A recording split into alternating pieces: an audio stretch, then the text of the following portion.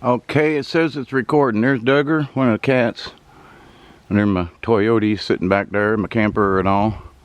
And there is what the canoe looks like on the back of that trailer. It's hanging over a bunch. But there's good and bad about it. I think it's going to end up on the truck.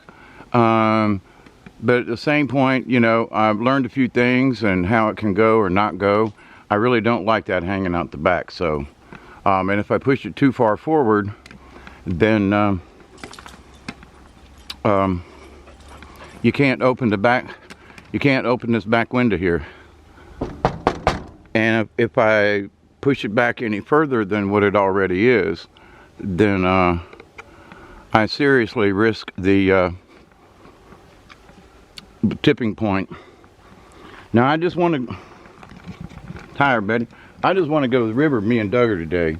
So I'm probably going to put another board here if I do this, for the simple reason that it will support it further back here.